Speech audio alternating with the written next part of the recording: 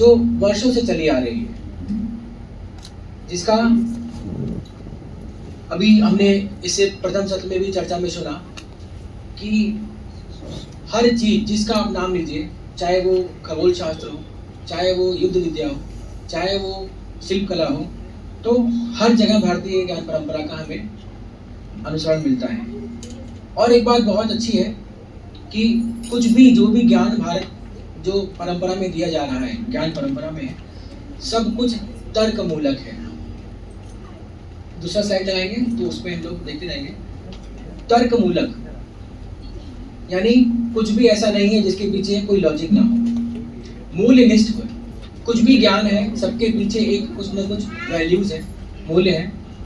आचरण सापेक्ष है, जो हम आचरण के रूप में ले सकते हैं, और सामाजिक उद्देश्यों से जुड़ा हुआ है। कोई भी ऐसा जो परंपरा के रूप में ज्ञान चला आ रहा है, भारतीय दर्शन शास्त्र कुछ भी कह सकते हैं, वह सब एक सामाजिक उद्देश्य से जुड़ा हुआ है।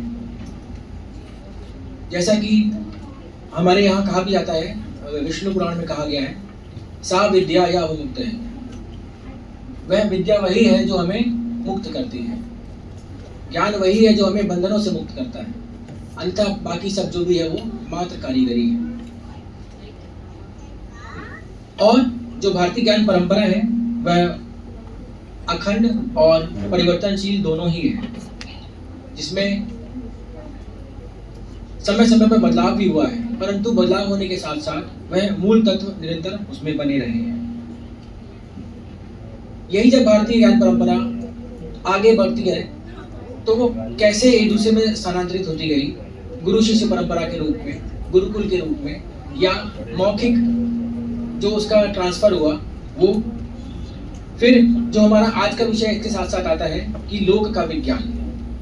लोक का विज्ञान में जो हम आसपास की अपनी प्रकृति, स्वास्थ्य, कृषि, वातावरण आदि स्वयं को एवं अनुभव एवं परंपराओं के आधार पर समझते और व्याख्या करते हैं। लोक विज्ञान जो है वो कृषि, वनस्पति, औषधि, मौसम, स्वास्थ्य देखभाल, पशुपालन, पर्यावरण संरक्षण, खान पान, त्योहारों और सामाजिक रीति रिवाजों के महत्वपूर्ण भूमिका निभाता रहा है।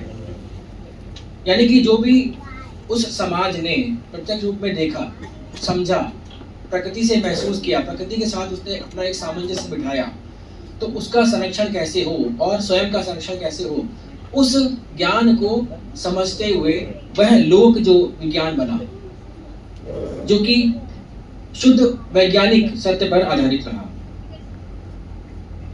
आधुनिक विज्ञान भी कई बार विज्ञान की ही प्रयोगशीलता को स्वीकार करते हुए आगे बढ़ता है। जो हमारा भारतीय ज्ञान परंपरा है और लोक विज्ञान है, दोनों में अनुभव, तर्क, संवाद और सामाजिक उद्देश्य का समावेश रहता है। आगे बढ़ते समय जैसे अभी सर ने बताया था कि हमारा जो भारतीय चिकित्सा परंपरा जो विज्ञान है वह भी कितना उन्नत था उस समय। जो आज भी एक सर्जरी होती है, वो जो सुश्रुत और चरक ने जिस दवा और सर्जरी के बारे में कहा था, वो सर्जरी आज भी वैसे ही की जाती है, यहाँ तक आप मान सकते हैं। प्रकृति के साथ सामंजस्य बिठाते हुए जो हमें समझाया गया कि भारतीय चिकित्सा प्रणाली जो है वो न केवल रोगों के उपचार में उपयोगी है, बल्कि स्वास्थ्य संरक्षण, जीवन शैली सुधार और दीर्घायु के लिए भी उपयोगी है। विज्ञान और समाज के बीच तालमेल से ही सामाजिक विकास संभव है। विज्ञान और तकनीकी विकास सामाजिक चेतना और जागरूकता बढ़ाने में भी हमारा सहायक है। सारांश में हम कह सकते हैं कि भारतीय विज्ञान न केवल ज्ञान का भंडार है, बल्कि यह समाज को मजबूती देने, विकास के नए रास्ते खोलने और बेहतर जीवन स्तर स्थापित करने का एक शक्तिशाली उपकरण है।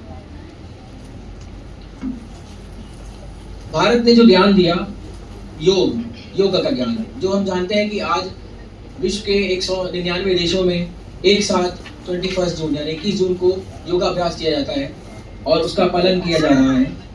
हमारा चिकित्सा पद्धति, अभी कोविड आया, उस कोविड में भी सबने माना कि जो आहार व्यवहार जो भारतीय चिकित्सा पद्धति में है वही हमें बचा सकता है और वही आगे ले जा सकता है। और अब सुबह से बात हो रही थी कि भारतीय ज्ञान प्रणाली यानी IKS, वह भी हमारा सभी जो जितना भी पांडुलिपियां हैं उनको संरक्षित करने का काम कर रहा है, जो कि आगे आने वाले समय में बहुत कारगर साबित होगा। देखें भी तो अगर हम देखें कि उस समय जब पुराने समय में भी जब हम अभी देखते हैं कि सूर्य जैसे पूरब में है तो एक दिशा का आभास होता है, लेकिन अगर रात में कोई सेना कहीं जा रही हो तो रात में वो कैसे समझेगी कि मुझे आगे कहाँ बढ़ना है। तो उस समय की सोच के हिसाब से भी देखा जाए तो जहाँ भी जंगलों में भी मंदिर और छोटे छोटे शिवलिंग की स्थापना की गई थी, तो शिवलिंग में भी उसका जो वो रहता है वो उत्तर की दिशा में रखा जाता है। तो रात में वो ज्ञान देता था कि उत्तर दिशा इस तरफ है। हमारा ये ज्ञान बताता था कि दिवाली है तो हमें सरसों का दिया जलाना है। सरसों का दिया क्यों जलाना है उसके पीछे भी कारण है। उस समय जो वायरस बैक्टीरिया पनप रहे हैं उस दिए से, उस सरसों के धुएं से वो मरेंगे। और एक अपनी बात में समाप्त करना चाहूंगा एक छोटी सी उससे कि जो ज्ञान परंपरा और इसका जो वास्तविकता से कितना तालमेल है कि हम कहते हैं ना कि नवरात्रि आ रहा है अभी, तो नवरात्र में भी कहा जाता है कि व्रत रहिए। तो उसके पीछे भी एक कारण है कि उस समय जो ग्रह नक्षत्र, जो वातावरण, जो वायु और जो बारिश और इसका जो अभी ट्रांजिशन हो रहा है तो उसमें भी वायरस बैक्टीरिया बहुत पनपते हैं। इसीलिए उस समय कहा गया था कि उसको धर्म से जोड़ा गया कि मतलब व्रत रहेंगे तो लोग स्वस्थ रहेंगे। तो ऐसा ही एक पुरानी मैंने पढ़ के रखी है जो अभी भी मैं उसको मानता हूँ, जैसे चैते गुड़ बैसाखे तेल, जेठे पंथ अषाढ़े बेल, सावन साग न भादो दही, कार करेला न कार्तिक मही, अगहन जीरा पूसे घना, माघे मिश्री फागुन चना, ई बहारा जो दे बचाए वही घर वैद कबो न जाए। यानी अगर चैत मास में गुड़, बैसाख में तेल, जेठ में यात्रा, जेठ मतलब जो बहुत गर्मी होती है उसमें यात्रा करना, आषाढ़ में बेल, सावन में साग। सावन में साग नहीं खाना चाहिए क्योंकि बहुत सारे जो जमीन के अंदर जो साग में बहुत सारे ऐसे छोटे छोटे कीटाणु रह सकते हैं जो हम अगर ना धोएं सही से तो वो हमारे पेट में जाकर, इंटेस्टाइन में जाकर सीधे ब्रेन तक जा सकते हैं। भादों में दही, जो भाद्र पक्ष अभी चल रहा है, भादों में दही में भी बोलते हैं कि जो बैक्टीरिया पनप रहे हैं वो सर्दी खांसी जुकाम ज्यादा लाते हैं, तो जिसको होता है वो ना खाए। क्वार में करेला, कार्तिक में मट्ठा, अगहन में जीरा, पूस में धनिया, माघ में मिश्री और फागुन में चना, यह वस्तुएं स्वास्थ्य के लिए कष्टकारक होती है। जिस घर में इनसे बचा जाता है उस घर में वैद्य कभी नहीं आता क्योंकि लोग स्वस्थ बने रहते हैं। तो इतना हमारा जो भारतीय ज्ञान परंपरा है इतनी समृद्ध थी उस समय भी।